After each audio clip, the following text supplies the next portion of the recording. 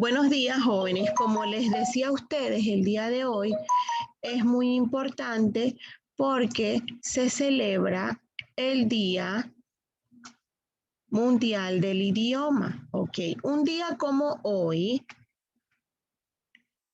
falleció el autor de El ingenioso Hidalgo Don Quijote de la Mancha. ¿Cómo se llamaba ese autor? Miguel de Cervantes Saavedra. Ok. Él fallece un 22 de abril de 1616 en Madrid, España. Pero se decretó, debido a la fecha de su entierro, que fue 23 de abril, como el Día del Idioma. También es una fecha importante en la lengua inglesa porque falleció William Shakespeare. Ok, lo cual coincide con el Día del Idioma, ok, acá en este caso español. O sea, que es un día muy importante hoy, 23 de abril, según la UNESCO, ellos decretaron hoy el Día Mundial del Idioma, ok, el Día del Idioma. Sí, vamos ahora a escuchar un video.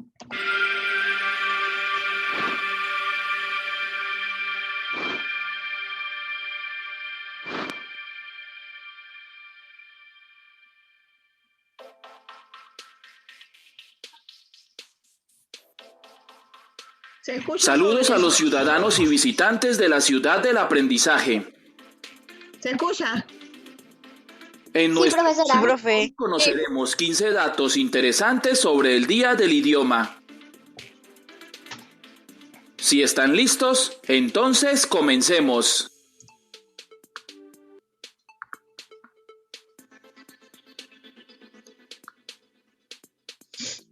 En Colombia, el Día del Idioma es celebrado anualmente desde el 23 de abril de 1938. El primer Día del Idioma fue instituido durante el gobierno del presidente Alfonso López Pumarejo, como homenaje al escritor Miguel de Cervantes Saavedra. El 23 de abril se conmemora, además, el nacimiento del presidente colombiano Marco Fidel Suárez y el fallecimiento del escritor británico William Shakespeare. Desde el año 2009, y en el sábado más cercano al solsticio de verano, el Instituto Cervantes celebra el Día E, o Día del Español, con la intención de difundir la cultura de este idioma, celebrar su importancia en el mundo y fomentar la unidad de sus hablantes. El español o castellano es la lengua materna de más de 470 millones de personas en todo el mundo, siendo la segunda lengua materna más numerosa del planeta. Se calcula que el 6.7% de la población mundial habla español, superando a otros idiomas como el ruso, el francés y el alemán. Incluso se estima que esta cifra podría llegar al 7.5% para el año 2030. Actualmente, más de 21 millones de personas en todo el mundo estudian español como lengua extranjera. Aunque el castellano es una evolución del latín y de él proviene un considerable porcentaje de las palabras que conforman su vocabulario, otros idiomas que lo han formado e influenciado son las lenguas prerromanas, las germánicas, el árabe, el griego, el francés, el italiano, el inglés o algunas lenguas nativas de América como el quechua, el guaraní y el maya. El español cuenta con aproximadamente 300.000 palabras, de las cuales apenas unas 90.000 son reconocidas y definidas por la Real Academia Española. En promedio, una persona utiliza para comunicarse diariamente unas 300 palabras. El castellano es el tercer idioma más utilizado en Internet. Asimismo, es el segundo idioma en uso en las dos redes sociales más importantes del mundo. El abecedario español se compone de 27 letras, pues desde 1994 se eliminaron la CH y la L. 11 escritores de habla hispana han ganado el Premio Nobel de Literatura, siendo ellos los latinoamericanos Gabriela Mistral, Miguel Ángel Asturias, Pablo Neruda, Gabriel García Márquez, Octavio Paz y Mario Vargas Llosa, y los españoles José Echegaray, Jacinto Benavente, Juan Ramón Jiménez, Vicente Aleixandre y Camilo José Cela. Sea como castellano o como español, es un idioma aceptado como oficial de derecho o de hecho en 21 países, incluyendo Puerto Rico. Fuera del continente americano se habla oficialmente en España y en Guinea Ecuatorial. Aunque el castellano es el idioma oficial de Colombia, su constitución política reconoce también como idiomas oficiales en sus territorios a las lenguas y dialectos de los grupos étnicos. Y de este modo terminamos este viaje, donde aprendimos 15 datos sobre la celebración del Día del Idioma Español. ¿Conoces algún otro dato?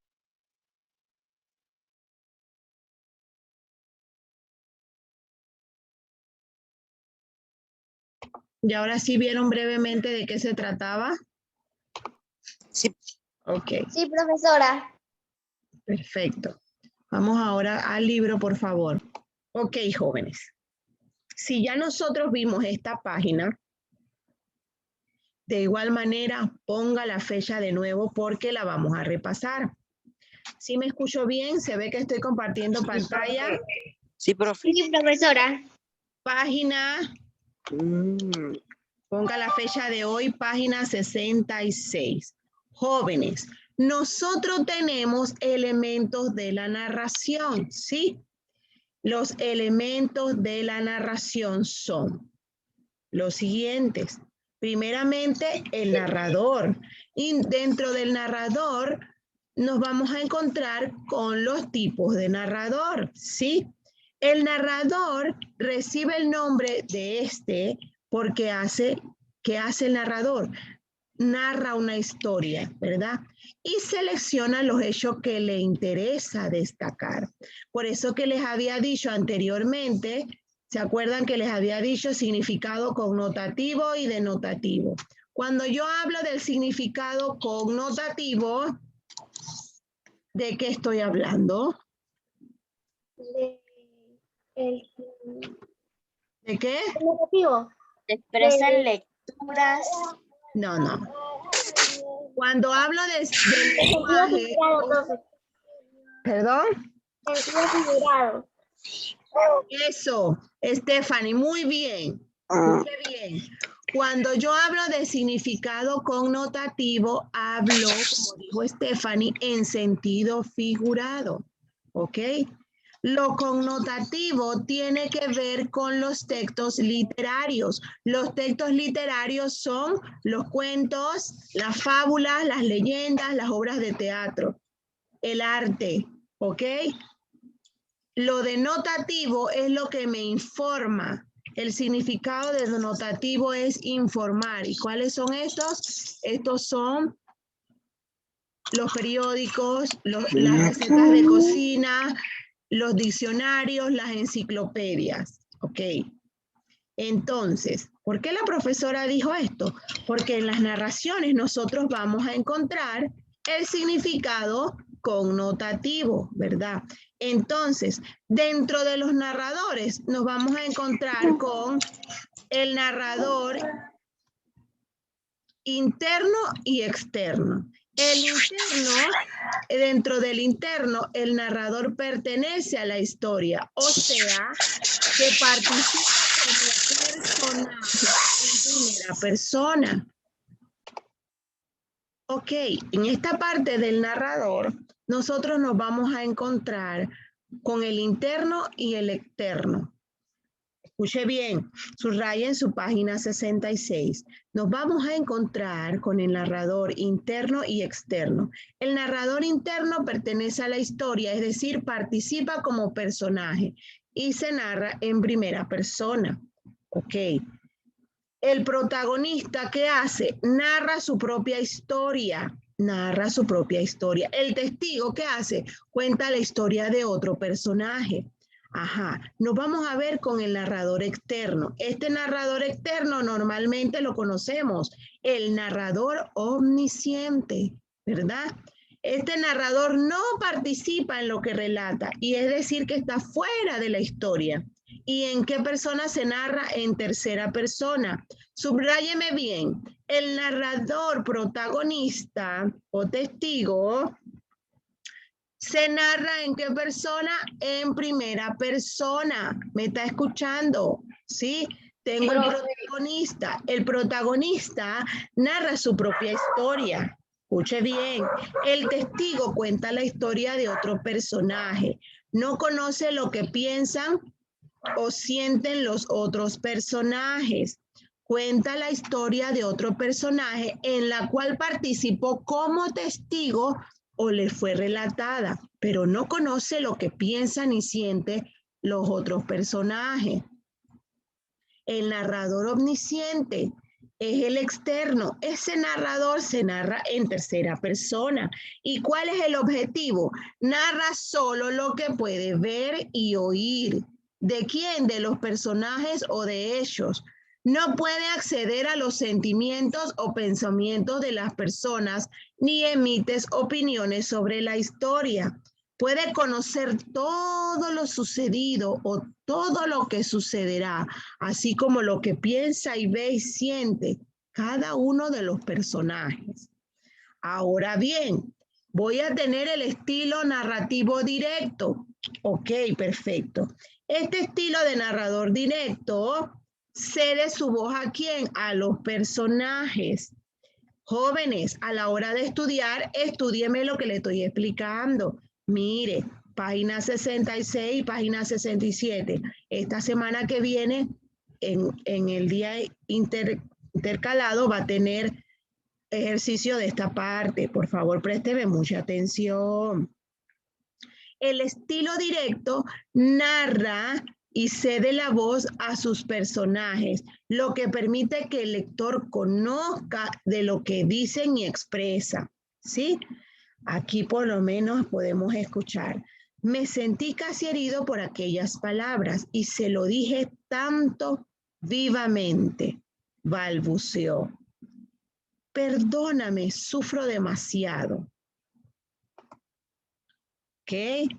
En esta parte tenemos el estilo indirecto.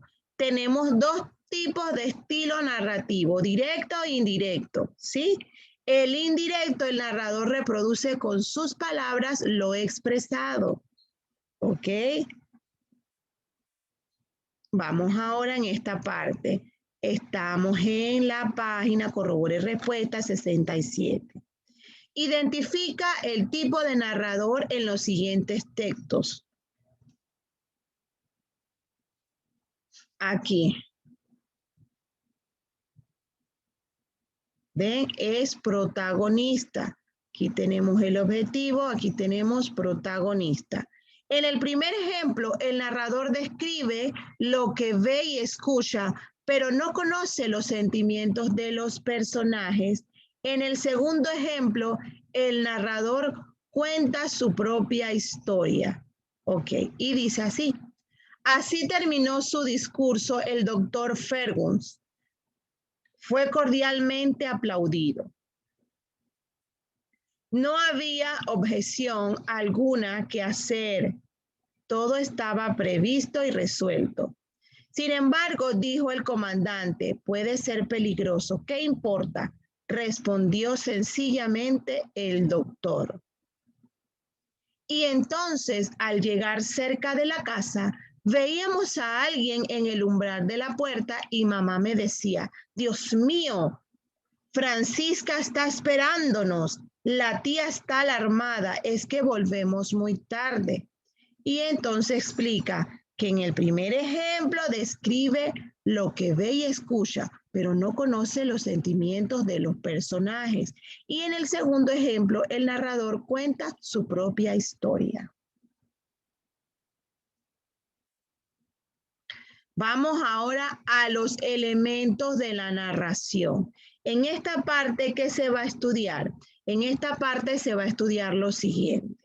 En los elementos de la narración, nos vamos a encontrar las acciones y los personajes. Las acciones es lo que se va dando en el momento de la obra, en el momento de la narración, ¿sí? Vamos a leer.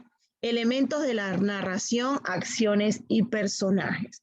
El relato de hechos ficticios suelen suceder a quién, a los personajes, pero ¿qué tienen? Un tiempo y un lugar determinado. ¿Y cómo se llama esto? Narración literaria. Me va a subrayar esta parte, ¿sí?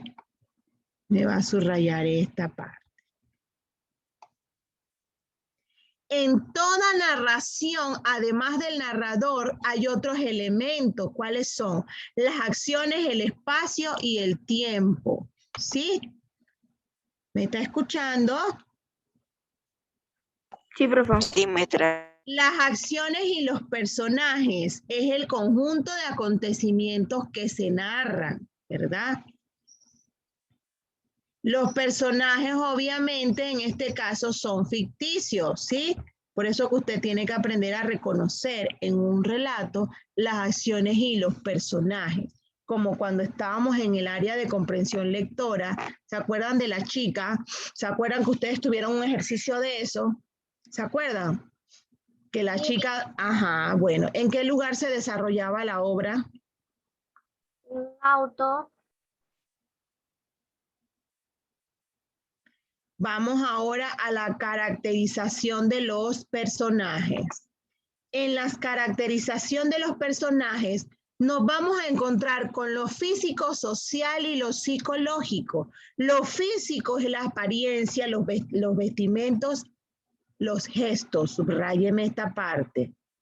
Lo social es la condición de las relaciones sociales y lo psicológico es la expresión de emociones e ideas. Miren que les estoy diciendo que tienen que estudiar. Sí, y aquí dice que yo tengo que identificar los personajes del texto. Sí, este es como para practicar esta parte. Sí, vamos a leerlo brevemente. El secreto de la grulla. Un joven humilde vivía solo en casa al bosque. Cierto día de invierno descubrió una grulla tendida sobre la nieve.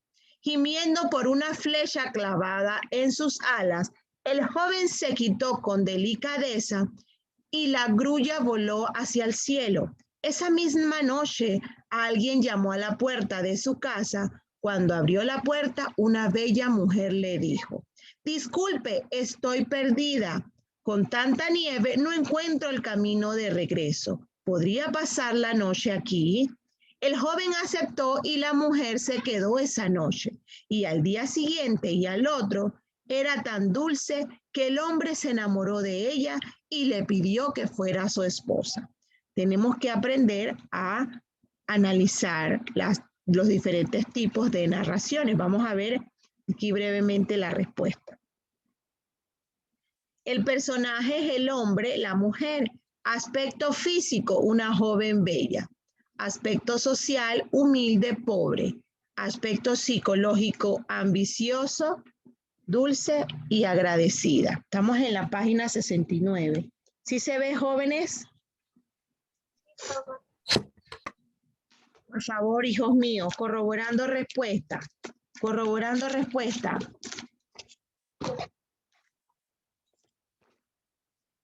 Estamos exactamente en la página 69. Y sigo con la lectura mientras usted copia. Disculpe, estoy perdida con tanta nieve. No encuentro el camino de regreso. ¿Podría pasar la noche aquí? El joven aceptó y la mujer se quedó esa noche. Y al día siguiente y al otro era tan dulce que el hombre se enamoró de ella y le pidió que fuera su esposa. Al poco tiempo se casaron y aunque eran pobres, vivían felices. Para ayudar a su marido, la joven empezó a tejer, pero antes de comenzar, hizo prometer al joven que por ningún motivo entraría al cuarto donde trabajaba. Luego de 3 días y 3 noches, le entregó a su esposo un tejido que él vendió a buen precio. Cuando el dinero se terminó, la joven elaboró otro tejido tan hermoso que con el dinero obtenido al venderlo pudieron pasar 2 inviernos. Entonces el hombre se volvió ambicioso, atormentado por el deseo de ser rico y los comentarios de los vecinos que no entendían con qué clase de hilo tejía la mujer. Le pidió a su esposa que le hiciera un nuevo tejido. A ella le parecía innecesario, pero él insistió tanto que terminó aceptando. Esta vez el hombre no pudo controlar su curiosidad e ignorando su promesa fue hasta el cuarto y abrió la puerta. Lo que vio lo dejó estupefacto. Quien manejaba el telar no era su esposa, sino un pájaro hermoso que tenía utilizando algunas plumitas que caían de su cuerpo. El hombre gritó inmediatamente. El ave interrumpió su tarea y adoptó la forma de su mujer. Dijo: soy aquella grulla que salvaste hace tiempo. En agradecimiento me convertí en mujer y tejí para ayudarte, pero ahora descubriste mi secreto y no podemos estar juntos. Aunque el hombre desesperado le juró que quería más que a todo el mundo del dinero, ya no era tarde. La hermosa joven se había convertido en grulla, voló hacia el cielo y desapareció. Versión de un cuento tradicional oriental, ¿ven? Y ya vimos lo que era la narrativa. Ya estamos claros, ya respondieron. Este es su ejercicio para la próxima semana. ¿Estamos claros? Jóvenes, muchas gracias por estar aquí el día de hoy. Dios me los bendiga. Chao, nos vemos Dios primero el lunes.